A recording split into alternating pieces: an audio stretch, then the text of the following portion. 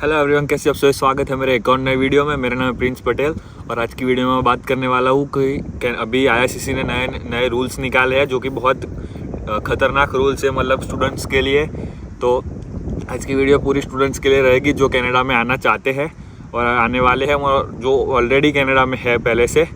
तो और कोई मतलब स्टूडेंट्स के सिवाय कोई वीडियो देख रहा है तो उनके कोई काम की नहीं होगी, इसलिए पहले से बता दिया कि स्टूडेंट है तो ये पूरी आने वाले स्टूडेंट हो वो ये वाली वीडियो पूरी देखना, क्योंकि मेजर चेंजेस जो हुए हैं अभी वो आने वाले स्टूडेंट को अफेक्ट करने वाले हैं। तो सबसे पहले बात करें तो कल ही के दिन मीन्स 8 नवंबर 2024 को उन लोगों ने नए रूल्स डिक्लेयर किए कि स्टूडेंट एसडीएस कैटेगरी जो थी, स्टूडेंट डायरेक्ट स्ट्रीम, वो उन लोगों ने बंद कर दी।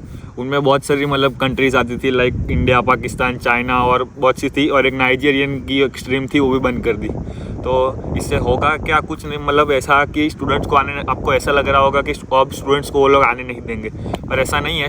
एसडीएस जो कैटेगरी थी वो 2018 या समथिंग उस टाइम पे उन लोगों ने लॉन्च की थी कि ये जो मतलब अलग अलग टाइप की कंट्रीज़ थी जो उन्होंने उसमें इंक्लूड की थी उनके फास्टर वीज़ा प्रोसेस के लिए। तो बेसिकली सिर्फ फास्टर वीज़ा प्रोसेस नहीं था, उसके सिवाय भी कुछ बेनिफिट्स थे जो स्टूडेंट्स को मिलते थे जो एसडीएस कैटेगरी में मतलब एसडीएस कैटेगरी में आते थे। लाइक मैं भी एसडीएस कैटेगरी में था, मेरे उतने रिक्वायरमेंट सारी क्लियर हो गई थी, तो अब वो बंद हो जाएगी। तो बेसिकली जो आपका वीज़ा प्रोसेसिंग टाइम बहुत कम हो जाएगा। तो जो भी स्टूडेंट आने वाले हैं तो उन लोगों को पहले से कह दूँ कि आपको जो अगर कनाडा में ही आना है तो आपको बहुत टाइम पहले ही आपकी फाइल्स रखनी पड़ेगी। लाइक मैंने सितंबर के लिए फ़ाइल रखी थी समथिंग जनवरी में, अब आपको शायद उससे भी पहले रखनी पड़ेगी जिससे कि आपका वीज़ा आ सके। वरना ऐसा होगा आपका ऑफर लेटर और सब कुछ आ गया है पर आपका प्रोसेसिंग टाइम मतलब वीज़ा नहीं आया होगा, प्रोसेस होगा तो सितंबर भी चला जाएगा और फिर आपका जो इंटेक है वो चला जाएगा। तो आपको इन सब के लिए प्रिपरेशन पहले से करनी पड़ेगी। IELTS भी आपको बहुत ज़्यादा पहले दे देना पड़ेगा। लाइक आपकी जो स्टडीज़ चल रही होगी, आप 12th के बाद आना चाहते हो तो 12th के पहले ही आप IELTS दे देना। मैं रिकमेंड करूँ तो मतलब 12th के बाद मत आना, इंडिया में डिग्री करके आना, वो अच्छा रहेगा। उस चीज़ पे बात करते हैं। तो ये एक एसडीएस कैटेगरी बंद कर दी, पर अब आपको लग रहा होगा कि मतलब स्टूडेंट्स अब आएंगे कैसे बेसिकली। तो एसडीएस कैटेगरी तो वो लोग ने 2084 में मतलब 2018 में लाए थे, जैसे मैंने कहा। उससे पहले भी एक नॉर्मल जो स्टैंडर्ड स्ट्रीम थी कि उसमें भी आपको सब रिक्वायरमेंट्स पूरी करनी रहेगी। लाइक अभी जो नए रूल्स है उसके हिसाब से आपको ऑफर लेटर लेने का, उसके बाद अटेस्टेशन लेटर भी लेना पड़ेगा कि आप मतलब वो काउंटेड कैटेगरी में आते हो या नहीं। उसके बाद आपको धीरे जो भी चीज़ होती है बायोमेट्रिक्स, मेडिकल, वो सब आपको देना पड़ेगा। बेसिकली जो आपको बेनिफिट्स थे एसडीएस कैटेगरी के वो सिर्फ नहीं मिलेंगे, उसके सिवाय जो नॉर्मल प्रोसेस थी वो तो हो गई ऐसे ही सेम, कुछ उसमें डिफरेंट उतना नहीं होगा। तो उन लोगों ने सिर्फ स्टूडेंट्स को बंद नहीं किया, स्टूडेंट्स को सिर्फ लिमिट करने के लिए या फिर वीज़ा प्रोसेस को स्लो करने के लिए उन लोगों ने एसडीएस कैटेगरी बंद कर दी। क्योंकि आपको पता होगा कनाडा का मतलब हाल कैसा चल रहा है, बहुत ही ख़राब है अभी। सारी चीज़ें मतलब उथल पुथल हो पड़ी है, कुछ भी मतलब बहुत सारे ऐसी स्टूडेंट्स एक साथ आ गए थे एसडीएस कैटेगरी, और बहुत अलग अलग कंट्री के, सिर्फ इंडिया के ही नहीं बहुत कंट्री के ऐसे आ गए थे जिसकी वजह से यहाँ पे मार्केट सारे डाउन हो रहे थे। पर अभी धीरे धीरे इस रूल्स के कारण सब कुछ कम हो रहा है, लाइक इंटरेस्ट रेट और वो सब धीरे धीरे कम हो रहे हैं।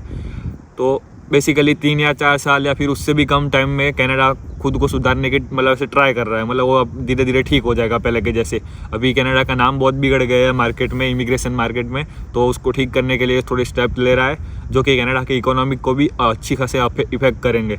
तो अब बात करते हैं उसके साथ एक और रूल लाए थे वो लोग कि जो विजिटर वीज़ा मिलते थे 10 ईयर्स के, वो अभी 10 ईयर्स के नहीं मिलेंगे। मतलब पहले जो भी आपकी पासपोर्ट के वैलिडेशन थी, मतलब पासपोर्ट जिस दिन आपका वो एक्सपायर हो रहा था उस डेट तक आपको वीज़ा मिल जाते थे। पर अभी बहुत से फैक्टर्स है जो देखे बिना आपको वीज़ा मतलब ऐसे विजिटर वीज़ा नहीं देंगे। लाइक आपके पास फंड्स है कि नहीं है उतने कि आप आराम से आओ और जाओ वापस 2-3 बार, तो आपको मल्टीपल वीज़ा मिलेंगे। अगर नहीं है तो आपको सिर्फ सिंगल वीज़ा मिलेंगे, और उसके वो कितने टाइम तक देने चाहिए उसके लिए भी वो लोग आपसे वैलिड रीज़न मांगेंगे कि आपको क्यों कनाडा जाना है, विजिट करना है, या आपको सिर्फ लाइक ऐसे बहुत से रीज़न होते हैं जो मुझे अभी नहीं पता। आपको चाहिए तो आप IRCTC की वेबसाइट पर जाके पूरा देख सकते हो, पढ़ सकते हो आर्टिकल। तो उसके बाद और भी ऐसे रूल्स थे जो 2024 में उन लोगों ने अभी मतलब थोड़ा टाइम पहले ही लाए थे, उसकी भी बात कर लेते हैं। लाइक अभी आप पहले आप क्या होता था, आपको वर्क परमिट लेना होता था तो आप सीधे वर्क परमिट अप्लाई कर देते थे। पर अभी अगर आपको वर्क परमिट लेना है तो आपको IELTS देनी पड़ेगी, या तो फिर जो कोई भी एग्ज़ाम है इंग्लिश प्रोफिशिएंसी की वो आपको देनी पड़ेगी। लाइक अगर आप कॉलेज स्टूडेंट हो तो आपको CLB 5 मतलब ईच बैंड 5 और 5.5 जितने बैंड लाने पड़ेंगे, और आप कॉलेज स्टूडेंट हो तो ईच में आपको 7 लाने पड़ेंगे। CLB 7 का स्कोर चाहिए रहेगा। तो ये सारे रूल्स वो लोग इसलिए ला रहे हैं क्योंकि बहुत से ऐसे लोग थे जो मतलब फेक IELTS का सर्टिफिकेट लेके आते थे। मतलब आपको पता है बहुत सी जगह पे ऐसा जुगाड़ होता है कि किसी और ने एग्ज़ाम दी होती है और मार्क्स किसी और के आते हैं। तो उन सब चीज़ों को रोकने के लिए, मतलब क्वालिटी पीपल को लाने के लिए ही कनाडा अब ये सब स्टेप्स ले रहा है कि जो लोग काबिल है वही लोग आ पाए कनाडा में पढ़ने के लिए या फिर वर्क के लिए कुछ भी। तो कनाडा इसलिए ये सब स्टेप्स ले रहा है कि उन लोगों को लिमिट करने इमिग्रेशंस को। और आपको पता होगा कि अभी वो क्या बोलते हैं, इन लोगों का इलेक्शन आ रहा है जिसमें कैनेडियंस जो अभी पार्टी चल रही है ट्रूडो, उसके बहुत खिलाफ है कि उसको जो जब रूल्स है इमिग्रेशन से वो लोग कैनेडियंस को नहीं मतलब पसंद है। तो बेसिकली अगर जीतना है तो कैनेडियंस के वोट चाहिए होंगे, तो उन लोगों को ही खुश करने के लिए ये सारे रूल्स बनाए जा रहे हैं। तो बेसिकली ये सारे टेम्परेरी रूल्स है, पर पता नहीं कब तक चलेंगे और कब तक नहीं चलेंगे। तो आज की सिचुएशन को देखते हुए अगर मैं बात करूँ कि अगर आपकी कनाडा की फाइल लगी हुई है, मतलब आप उसकी ऑफर लेटर और वहाँ पे हो, तो मैं सजेस्ट करूँगा कि 12th के बाद तो बिल्कुल मत आना आज के सिचुएशन के हिसाब से। क्योंकि मैं खुद 12th के बाद आया हूँ, मुझे पता है मेरी सिचुएशन क्या है कि मैं तो भी थोड़ा अच्छा कोर्स लेकर आया हूँ। तो मैं एक टाइप से मतलब मुझे नहीं पता मैं कितना सेफ़ हूँ और कितना सेफ़ नहीं हूँ। मुझे PR मिलेगा कि नहीं मुझे कुछ नहीं पता, वो फ्यूचर में पता चलेगा। जैसे रूल्स चेंजेस हो गए, रूल्स मतलब मेरा 3 साल की स्टडी है तो 3 साल तक तो मैं अभी कनाडा में हूँ। तो बेसिकली उसके बाद बात करें तो वो आगे का मुझे कुछ नहीं पता क्या कैसे है। तो सच कहूँ तो 12th के बाद आना मतलब तो आपके पॉइंट्स बहुत कम होते हैं। तो मैं रिकमेंड करूँगा कि 12th के बाद तो मत ही आना। अगर आना है तो इंडिया में डिग्री करके आना, तो यहाँ पे आप मास्टर्स कर पाओगे। मास्टर्स करोगे तो आपको ईजिली PR हो जाएगा। अगर आपको PR करना है तो आपको पढ़ना पड़ेगा थोड़ा अच्छा खासा, पर आपको PR चाहिए तो अगर ऐसे भी हो सकता है।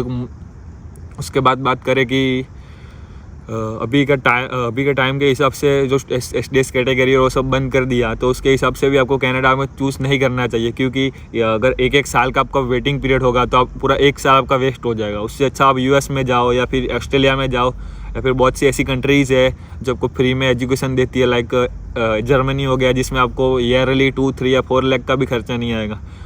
और कनाडा में अगर आना है तो 28 लाख से 30 लाख तक आज मतलब लग जाते हैं। आज की मतलब जो सिचुएशंस है, उन्होंने जब GIC बढ़ा दिया है, कॉलेज की फ़ीस भी सब इंक्रीज होने लगी है, इन्फ्लेशन भी बहुत बढ़ गया है। तो अगर आपका कोई यहाँ पर रिश्तेदार पहले से रहता है जो आपकी सब तरीके से हेल्प कर सकता है, तो मैं रिकमेंड करूँगा आप कनाडा की तरफ जाओ। वरना अभी के टाइम के हिसाब से कनाडा में आना मैं रिकमेंड नहीं करूँगा। क्योंकि ऑस्ट्रेलिया और वो सब बहुत अच्छी जगह है। क्योंकि कनाडा में लोग पहले से कब आते थे, क्योंकि उनको इजीली PR मिल जाती थी। आज के टाइम पे इजीली PR भी नहीं मिल रही, तो क्यों मतलब कनाडा क्यों आया है? PR भी नहीं है और अच्छी फैसिलिटीज़ भी नहीं है, और बहुत सी चीज़ें हैं ऐसी, रेसिज्म और इन्फ्लेशन और बहुत सी ऐसी चीज़ें हैं जिसको आप कंसिडर कर सकते हो कि अब कनाडा में आने का मतलब बहुत नेगेटिव चीज़ है कनाडा के आने की। पर मैं रिकमेंड करूँगा अगर कोई हो आपका कनाडा में पहले से, लाइक 5 साल से, 4 साल से, 3 साल से, कि आपकी हेल्प कर सके, उनके पास खुद का हाउस हो, ऐसे बहुत सी चीज़ें हो जिससे आपके बहुत सी हेल्प हो जाए, तो आप आ सकते हो। उस चीज़ में आपको कोई प्रॉब्लम नहीं है। पर अगर आप मेरे जैसे हो कि लाइक कोई भी नहीं और आप आ रहे हो, तो आपको बहुत ही मतलब हार्ड रहेगा आज के हिसाब से। लाइक PR का भी कुछ पता नहीं होगा वैसे कुछ भी, और कहाँ पे रहना और कुछ भी आपके लिए हार्ड रहेगा। कोई रिलेटिव्स हो तो आओ ना, वरना आप ऑस्ट्रेलिया ट्राई कर सकते हो या तो फिर USA भी ट्राई कर सकते हो। US की भी सिचुएशन अच्छी है। जॉब मार्केट की बात करूँ तो कनाडा की जॉब मार्केट बिल्कुल ख़त्म हो गई है। मैंने बहुत टाइम से मतलब आया, मैं 2 महीने जितने ऊपर हो गए आज, तो मैं अप्लाई कर रहा हूँ। और भी मेरी वीडियोस पेंडिंग पड़ी है, पर मैंने सोचा ये वाली वीडियो में पहले रख दूँ। तो मतलब मैंने बहुत सी जगह पे अप्लाई किया, पर रेफरेंस के बिना कहीं नहीं लगता। इसलिए मैंने कहा अगर आपका कोई रिलेटिव्स हो जो आपको रेफरेंस लगा सकता हो जॉब में, और मतलब बहुत सी चीज़ों में हेल्प हो सकती है अगर आपका कोई पहले से रहता है तो ही आप मतलब कनाडा आना, वरना कनाडा अभी इतना ईजी नहीं है। और बात करूँ कि और आपको आगे कौन सी वीडियोस चाहिए, वो आप ऐसे लिख सकते हो कमेंट में, तो मैं ट्राई करूँगा कि उस टॉपिक पे वीडियो बनाऊँ। आपको कोई डाउट हो या ऐसा कुछ भी। तो आज की वीडियो के लिए इतना ही। Till then take care, bye bye.